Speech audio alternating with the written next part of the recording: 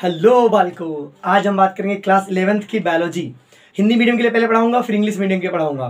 देखिए, बायोलॉजी में सिलेबस इतना ज़्यादा होता है कि बच्चों को ये तक समझ नहीं आता है कि एक्चुअल में से पढ़ना क्या है, कितना पढ़ना है, कैसे पढ़ना है। इन सब बातों का आपको समझ नहीं आता है। 10th में जंप मारे थे, नंबर मैथ में कम आए तो तुरंत बायोलॉजी ले लिए। देखो हंसने लगे तुरंत ही।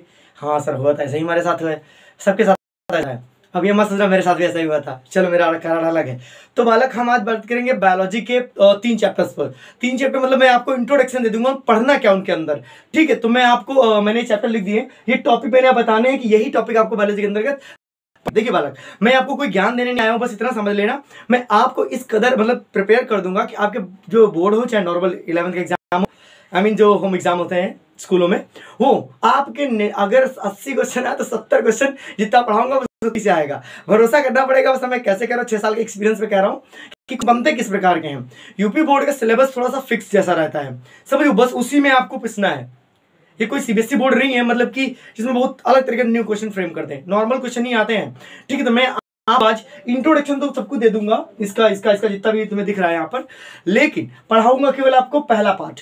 ठीक है, कि सजीव निर्जीव होते क्या है, जीवन क्या है, सारी बातें समझाऊंगा।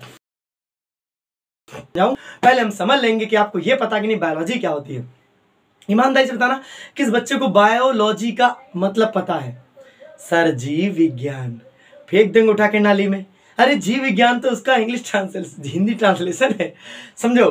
बायोलॉजी जिसको हम जीव विज्ञान कहते हैं। ठीक है, यहीं से शुरुआत। मतलब बायो का मतलब ही होता है, बायो मतलब जिंदगियां। वाह, जिंदगी मतलब जीवन, लाइफ। और लॉजीज मतलब होता है स्टडी करना, व्याख्या करना, एक्सप्लेनेशन देना। तो बायोलॉजी का मतलब होता है जीवन के विषय में जानकारी प्राप्त करना, ये होता है बायोलॉजी का मतलब। ठीक है, जैसे हम बोलेंगे, और बालकों वाली क्लास के नाम से जो चैनल का नाम है, इसी नाम से टेलीग्राम चैनल है। होप कि आपको पता हो, टेलीग्राम में एक प्ले स्टोर से एक ऐप होता है जो डाउनलोड किया जाता है, उसमें सारे नोट्स मैं प्रोवाइड कराऊंगा। जैसा आप लोग कमेंट्स में बताइएगा, मैं बोल के हाँ बताऊंगा जो तुम्हें समझ में। बाकी नोट्स कभी लिखूंगा भी मैं, तो भी कर सकते हो जैसा आपका मन करे। सुनिए, पीडीएफ भी प्रोवाइड करने का प्रयास पूरा करूंगा मैं। तो हम बता रहे थे आपको, हाँ, बायोलॉजी का अर्थ, बायोलॉजी का मतलब समझे। अब जो बायोलॉजी मतलब जीव विज्ञान होती है, क्या होती है? जीव विज्ञान। अब जीव विज्ञान 2 चीजों से मिलकर बनी होती है। जो जीव विज्ञान होता है, एक पादप होता है, एक जंतु होता है। जीव का मतलब पादप और जंतु होता है। जंतु विज्ञान अलग है और पादप विज्ञान अलग है। बच्चे को मैं सच बताऊं, आप में से शायद कुछ बच्चे ऐसे भी होंगे जिनको जीव और जंतु में अंतर नहीं पता था। अब क्लैरिटी आ रही है कि जीव का मतलब होता है जंतु और पादप दोनों का होना, और जंतु मतलब केवल जानवर की स्टडी की जा रही है। समझ पा रहे हो? आपको क्लियर दिख रहा है? एक बार बेटा देख लेता हूं मैं। कभी कभी वीडियो फंसने लगता है, इससे थोड़ा हेजिटेट ना हो, फिर नॉर्मल चलने लगता है। देख लेता हूं मैं। हाँ, बराबर चल रहा है। अगर कोई फंसने वाली प्रॉब्लम हो तो बता देना, हाँ, कमेंट बॉक्स में, जैसा मैं वीडियो देख लूंगा बाद में। तो बालक, हमने आपको क्या बता दिया? हाँ, एक्सप्लेन कर दिया मैंने। जिंदगी की सारी बातें बता दी ना आप लोग को। मैं आपको क्या बताने जा रहा था, देखो मैं बातें में भूल गया। तो जीव विज्ञान का मतलब आप लोग को समझ गए हो। जीव विज्ञान के 2 भाग बताए मैंने, एक बेटा पादप विज्ञान बताया, एक जिसको क्या मैंने, जंतु विज्ञान। तो जीव और जंतु में अंतर समझ में बेटा। जीव, पादप और जंतु 2 तरीके से होता है। तो बेटा, पादप को हम वनस्पति कहते हैं, जंतु को तो जंतु कहते हैं। तो जंतु विज्ञान जिसे अंग्रेजी में बेटा जूलॉजी कहते हैं। क्या कहते हैं? जूलॉजी कहते हैं। जूलॉजी जंतु विज्ञान को कहते हैं। किसको कहते हैं? जंतु विज्ञान को। और बेटा आपके पास बॉटनी होती है, तो जंतु विज्ञान है जूलॉजी। ठीक है, मेरे पास स्पेस कम है इसलिए छोटा सा लिख रहा हूं, आपको दिख रहा हो। बोटैनी कह सकते हैं, प्रोनाउंसिएशन के बॉटनी कहते हैं इसको। तो ये क्या होती है? वनस्पति विज्ञान। वनस्पति विज्ञान के पापा का नाम है थियोफ्रेस्टस। ये पापा है किसके? फादर ऑफ बॉटनी है। उसके बाद अरस्तु को माना जाता है, अरस्तु जो वैज्ञानिक भी हैं, फिलोसोफर भी हैं, दार्शनिक जिनको कहते हैं बेटा, वो है जंतु विज्ञान के पापा, मतलब फादर ऑफ जंतु विज्ञान। Got it? इतनी बात अगर आपको समझ में आ गई तो समझ गए हम जीव विज्ञान समझ रहे हैं। अब हम एंट्री कर रहे हैं जीव विज्ञान के अंदर। जीव विज्ञान के अंदर में जैसे 11th में कोर्स में पहुंचेंगे हम, सबसे पहले हमें जीवन के विषय में जानकारी है। एक्चुअल में जीव होते क्या है, पहले समझना है जीव विज्ञान क्या है। जीव विज्ञान का अर्थ होता है, मतलब कह सकता हूं कि इस पृथ्वी पर उपस्थित समस्त जीवधारियों का अध्ययन। समस्त जीवधारियों का अध्ययन क्या कहलाता है? जीव विज्ञान कहलाता है।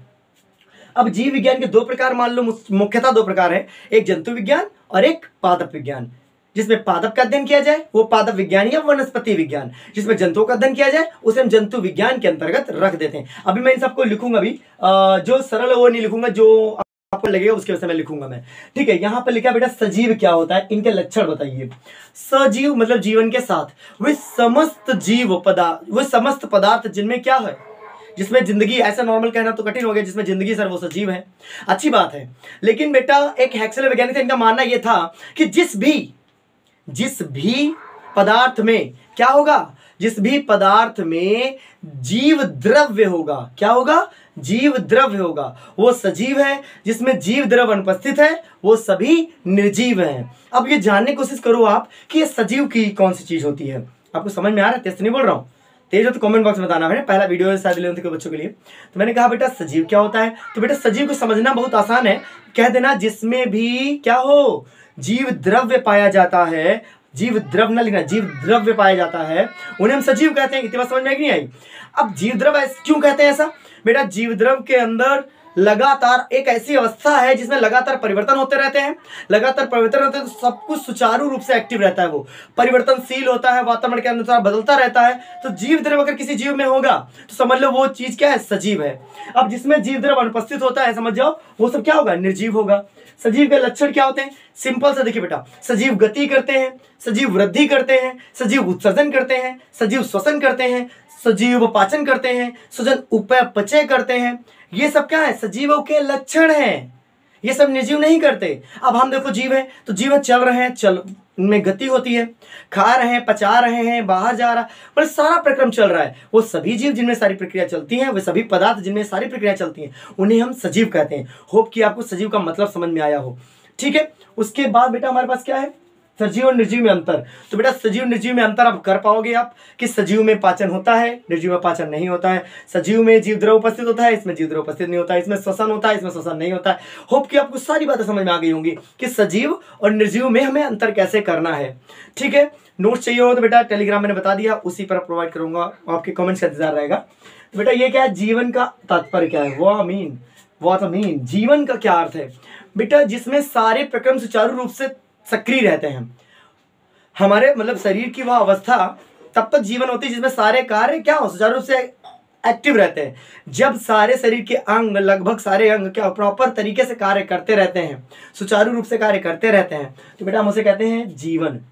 अगर कोई भी मतलब कोई अंग जैसे नाक काम करना बंद कर देता है जुकाम में, सुनना बंद कर देता है कान, मुंह बोलना बंद कर देता है, कुछ ऐसे, तो पर्टिकुलर अंग के लिए जब सारे अंग काम करना बंद कर दें उसे निर्जीव बोलते हैं, ऐसे सबको जीवन बोलते हैं। होप कि आपको समझ में आया जीवन का अर्थ क्या है। जैव विविधता शब्द आया है पहले टर्म में, अभी एक्सप्लेन मैं बताऊंगा सब कुछ, लेकिन जो बोल रहा हूं उसे लिखते भी रहिए आप लोग। ठीक है, तो मैं जैव विविधता बताऊं तो आपको पता है, आप ही देख लिए एक तरीके से, पता है इस पृथ्वी, इस ब्रह्मांड, मतलब पृथ्वी की बात करें अगर हम केवल, तो हर जंतु दूसरे से भिन्न है। आपकी शकल भी आपके भाई या बहन से नहीं मिलती है। विविधता तो बहुत गजब चीज होती है। अब इंडिया में विविधता जानते हो, हिंदू भी, मुस्लिम भी, सिख भी, ईसाई भी, कितने धर्म है ना जाने, बहुत सारे धर्म है। विविधता में एकता का परिचय है India. Okay, that is Bharat. तो बात यह है हमारी कि इस पृथ्वी पर पाए जाने वाले समस्त जीव एक दूसरे से भिन्नता प्रदर्शित करते हैं। क्या प्रदर्शित करते हैं? भिन्नता प्रदर्शित करते हैं, जिसे हम जैव विविधता कहते हैं। क्या कहते हैं? जैव विविधता कहते हैं। ये बात समझ में आ गई होगी आपको। उसके बाद वर्गीकरण क्या होता है? वर्गीकरण का क्या मतलब है? देखो बेटा, जीवों को क्रमबद्ध तरीके से अध्ययन करने हेतु तो उनको सजाया जाता है। मतलब समझो वर्गीकरण क्या मतलब है। जीवों को क्रमबद्ध से रखना वर्गीकरण कहलाता है। जीवों को, अब जीवों बोल रहा हूं, जंतुओं नहीं बोल रहा हूं, जीवों मतलब जंतु पादप दोनों। तो जीवों को क्रमबद्ध तरीके से रखने पर एक क्रम प्राप्त होता है, जिसे क्या कहते हैं हम? वर्गीकरण कहते हैं। This chapter is only just for introduction. Okay, आपको यह बताना है कि आपको लेक्चर में समझ में आए या नहीं आए, मेरा समझाने का तरीका कैसा है, आपको क्या बातें समझ में आ रही, कैसे समझानी चाहिए, धीमे समझाना, तेज समझाना, ये सारी बातें। अगर आप होशियार स्टूडेंट है तो मैं जो बोल रहा हूँ लिख लिए होंगे, नहीं तो नाले में कूद जाइए, बगल में होगा राजेंद्र के नाम में चले जाइए। चलो अब क्या बेटा, ये वर्गीकरण के लाभ क्या है? क्या ही लाभ है वर्गीकरण के? बेटा हमें जीवों की उत्पत्ति का पता चलता है। पहला जीव हम बेटा जितना भी लिखाएंगे पॉइंट में ही लिखाते हैं, ज्यादा डेप्थ में कभी नोट्स नहीं लिखाते, हम पॉइंट में लिखा देते हैं, बच्चों को यूं याद हो जाता है। इस बार का रिकॉर्ड तुम लोग को बता दें, इस बार मेरा स्कूल का रहा है रिकॉर्ड 97.5%, 94%, 92%, 92%, 91%, इतना रिकॉर्ड रहा। 100 में 100 ही रहे हैं और मैथमेटिक्स में भी 100 में 100 बच्चे लाए हैं। बढ़िया रिकॉर्ड रहा इस बार। MS कोचिंग क्लासेस दुगांव में जो चलती है उसी में मैं ऑफलाइन टीचर, ऑनलाइन और ऑफलाइन। ऑनलाइन में तुम्हें जानकारी दे रहे, ऑफलाइन आओगे तुम्हें मिलेगा। सिचुएशन ऐसी हो जाती है कि बच्चों को ऑनलाइन कितना जल्दी कम समय में पढ़ाने की कोशिश कर रहा हूँ, वहां पर बहुत एग्जाम्पल, एक कुछ चीज के 3-4 एग्जाम्पल देता हूँ। तो जितने भी हिंदी मीडियम के बच्चे जितने हो सके, जितने लोगों में शेयर वीडियो कर सकते हो करिए। मैं इन्फॉर्मेशन आपको पास होने लेके इतना बेस्ट पढ़ा दूंगा कि आपको लगे हाँ यही सब कुछ कवर हो जाएगा। मैं कवर सारी चीजें करा दूंगा। मैं ये तक बताऊंगा क्वेश्चन कैसे पेपर में पूछा जाएगा आपका। Get ready for that. चलिए अब आती है वर्गीकरण के लाभ। तो मैंने जीव की उत्पत्ति का पता चलता है, हम जीवों के क्रम को पहचान पाते हैं, जीवों के क्रम को पहचान पाते हैं, जीवों के उनकी विविधता के आधार पर हम क्रम से रख पाते हैं। तो ये वर्गीकरण करने के लाभ हैं कि हमें अध्ययन में आसानी हो जाती है, आसानी हो जाती है। तो मैंने 4 आपको लाभ बताए, ये वर्गीकरण। बाकी आप बुक से पढ़िए, ये 4 पॉइंट लिख देंगे, टीचर आपको हंसते मजाते 2 नंबर देगा। वर्गीकरण के लाभ पूछा जाता है, वर्गीकरण क्या होता है ये बताया, पूछी जाती बात आपको ये समझ में आया होगा शायद। जीवन के कितने डोमेन होते हैं? हाँ, तो आर्की, यूबैक्टीरिया, बैक्टीरिया मतलब 3 होते हैं, 3 डोमेन होते हैं। आई एक्सप्लेन लेटर, मैं बाद में बताता हूँ आपको। तो जीवन के 3 डोमेन होते हैं, मतलब जिंदगी जब शुरुआत हुई थी तो सबसे पहले कौन आया था? यूकैरिया, यूबैक्टीरिया, आर्की बैक्टीरिया, ये सब चीजें होते हैं, इन्हें डोमेन बोला गया था जिंदगी का। कि सबसे पहले पृथ्वी पे आया कौन, जब वो आया उसके वजह से बताओ, तो वो था डोमेन वाला कंसेप्ट। ये था हमारा पहला चैप्टर। इतनी बातें आपको पढ़नी है। होप कि आपको ये लगने लग गया होगा अच्छा इतनी बातें हमको पढ़नी है। ज्यादा दिमाग मत लगाओ, पास होने के लिए आपको ज्यादा ज्ञान की जरूरत नहीं है, नंबर की जरूरत है, समझे? तो 2-3 महीने में यूट्यूब पे पढ़ लोगे अगर आप, तो आपके पास जानकारी अच्छी आ जाएगी। मैं नहीं कहूँगा मैं आपको ज्ञानी बनाना चाहता हूँ, लेकिन इतनी इन्फॉर्मेशन दे दूंगा कि आप बहुत अच्छे मार्क्स से पास हो जाओगे। समझ रहे मेरी बात को? देखो ज्ञानी बनना तो आप खुद किताबें पढ़ सकते हो, जैसे आपके पास बुकें होंगी बहुत सारी। मेरे पास तो लाइब्रेरी, मेरा कमरा लाइब्रेरी बना है। सुनो मेरी बात, तो इतनी बात समझा दिया। पार्ट 2 में आता है वर्गीकरण को समझाना है आपको। मतलब हम आपको समझाएंगे वर्गीकरण क्या होता है, उसके बताएंगे हम जाति और उपजाति में अंतर क्या है, फिर दिनाम पद्धति बताएंगे। दिनाम पद्धति कैरोलस लिनियस का नाम सुना होगा, ये पेपर में ना आया तो पेपर खराब, ये कंफर्म आएगा। मैं बता देता हूँ आपके पेपर में आएगा क्या। ये पेपर में आता है, दिनाम पद्धति पेपर में आती है, और बस, और जैव विविधता शब्द को परिभाषित करिए, ऐसा आता है पेपर में। ये 3 क्वेश्चन ही पेपर में पूछे जाते हैं, बाकी सब डोमेन पूछा जाता है। ये 4 क्वेश्चन ही आपके पेपर में पूछे जाएंगे। आई एक्सप्लेन लेटर इज, मैं बताऊंगा अभी इनको भी लिख के। तो आपको ये 4 शब्द ही इसमें से इंपॉर्टेंट क्वेश्चन के पर्पज से, पेपर में इन्हीं से बनता है क्वेश्चन। उसके बाद बेटा आपको दिख रहा है यहाँ पर, दिखे, हाँ दिख तो रहा है। तो बालक यहाँ पर डोंट टच लिख रखा है मैंने इसे, मतलब मैं बोर्ड लिख के चला गया था और मैंने लिख दिया था डोंट टच। अगर आगे कोई मिटाने आया तो एक बार पढ़ ले, ठीक है। हर्बेरियम का उद्देश्य और नाम बताइए। देखिए हर्बेरियम क्या होता है, हम पेड़ पौधे की पत्तियों को सुखाकर अपनी कॉपी में रख लेते। कभी बच्चे होते नहीं कि फूल की पंखुड़ियों को, पंखुड़ियों, मेरी क्लास में एक पंखुड़ी नाम की लड़की भी है, हाँ पंखुड़ी। तो क्या करते हैं, तो हर्बेरियम ये किया जाता है, जितने पेड़ पौधे होते हैं उनकी पत्तियों को तोड़ा जाता है और उन्हें सुखाया जाता है। किसी तरह आप सुखाइए उनको, ठीक है, ड्राई करके किसी भी प्रकार सुखा लीजिए उनको, कॉपी में बीच में रख दीजिए या फिर जो भी करिए। उनको लंबे समय तक, जब ये पत्ती सूख जाती है, जब कोई चीज़ डिहाइड्रेट हो जाती है, यू नो कि अचार बनता है गांव में, जब बनता है तो खटाई को धूप में रखा जाता है, तो खटाई, ओके जानते हो कि दाल चावल खटाई, तो बेटा धूप में सुखाया जाता है, इससे पानी पूरा निकल जैसे। डिहाइड्रेट जब हो जाती है ना, सनलाइट में जब कोई चीज़ सूख जाती है ना, तो उसमें कीड़े मकोड़े लगने के चांसेस कम हो जाते हैं, खत्म नहीं होती जल्दी वो। तो पत्तियों को सुखाकर उन्हें संरक्षित करना, कि आने वाली पीढ़ी को हम बताएंगे कि भैया ये पौधा पहले होता था, अब नष्ट हो गया हम लोग की कारस्तानी की वजह से। बालक आप लोग में से कितने लोग ऐसे हैं जो अभी तक ऐसा कोई काम किया है जिससे ये बता सके आने वाली पीढ़ी को कि हमने ये काम किया था? मेरा सजेशन यही रहेगा, मैं इन्वायरमेंट रहता है ऐसी, मतलब ये बात ध्यान रखिए, मतलब कि हम पेड़ पौधों पर ज़्यादा विश्वास करते हैं, नेचर से थोड़ा ज़्यादा लगाव रहना चाहिए इंसान का। पेड़ अपने पेज की कॉपी पेज कम फाड़ा करें, क्योंकि पेज फटने पर ही पेड़ फटता है, ये बात ध्यान रखें इस बात को। और एक पेड़ जरूर लगा कि आने वाली पीढ़ी को ये बता सकें आप हमने ये पेड़ लगाया था, ठीक है, हमने लगाया। मेरा यूट्यूब पे देखना, मैंने वीडियो भी डाल रखे हैं उनके।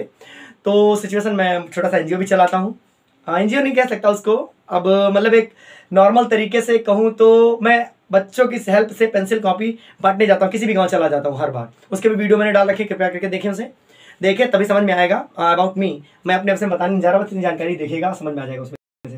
वनस्पति, पत्ती सुखा लिए, उसको रख लिए, बस उसको सजा के रखें, अगली पीढ़ी में बताएंगे। वो होता है हर्बेरियम, ये कहाँ कहाँ पर है सारे नाम बताने हमको, अभी बताऊंगा मैं। वनस्पति विज्ञान, राष्ट्रीय क्या होता है इसे, बॉटेनिकल गार्डन लखनऊ में है, NBRI नेशनल बॉटेनिकल गार्डन। सुनिए, बॉटेनिकल गार्डन मतलब वनस्पति विज्ञान, जहां पर जीव जंतु को रखा जाता है या फिर पेड़ पौधों को रखता है। बॉटेनिकल है तो पेड़ पौधे स्पेशल टाइप के रखे जाते होंगे, वनस्पति विज्ञान है वहां पर उद्यान। ICBN का नाम होता है international code for botanical nomenclature.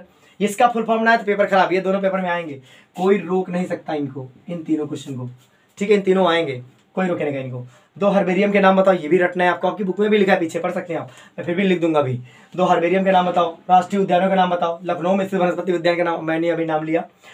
फिर आता है पार्ट 3 में, इतनी बातें पढ़नी है आपको पार्ट 2 में। फिर आता है पार्ट 3 में जीव जगत का वर्गीकरण बताना है आपको, जिसमें विटेकर बाबा ने 5 क्लासिफिकेशन दिया।